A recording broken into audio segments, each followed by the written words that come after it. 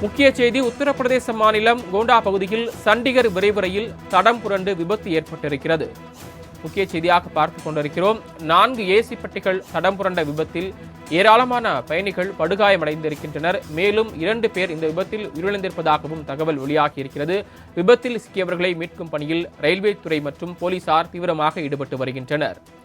முக்கிய செய்தி உத்தரப்பிரதேச மாநிலம் கோண்டா பகுதியில் சண்டிகர் விரைவு ரயில் தடம் புரண்டு விபத்து ஏற்பட்டிருக்கிறது. இந்த விபத்தில் பல பயணிகள் காயமடைந்திருக்கின்றனர். மேலும் 2 பேர் உயிரிழந்திருப்பதாகவும் தகவல் வெளியாகியிருக்கிறது.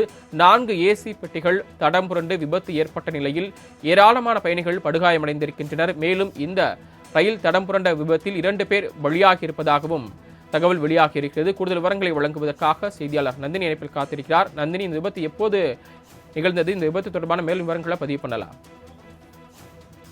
வணக்கம் சரவணன். உத்தரப்பிரதேச மாநிலம் கோண்டா பகுதியில் விரைவு ரயில் தரம் புரண்டு விபத்து ஏற்பட்டிருக்கிறது.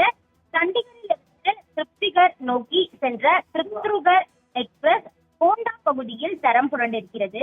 15905 என்ற எண் கொண்ட ரயில் தடம் புரண்டிருப்பதாக தற்போது தெரிவிக்கப்பட்டிருக்கிறது.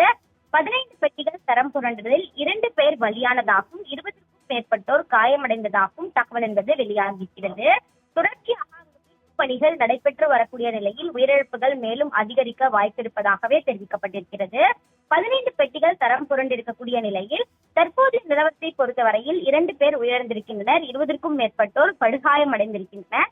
தொடர்ச்சியாக அந்த மீட்பு பணிகள் என்பது அங்கு துரிதமாக மேற்கொள்ளப்பட்டு வருகிறது. அந்த வகையில்தான் உத்தரப்பிரதேச மாநிலம் கோண்டா பகுதியில் விரைவு ரயில் தரம் புரண்டு விபத்து ஏற்பட்டிருக்கக்கூடிய நிலையில் தொடர்ச்சியாக மீட்பு பணிகள் துரிதப்படுத்தப்பட்டு மேற்கொள்ளப்பட்டு வருவது குறிப்பிடத்தக்கது.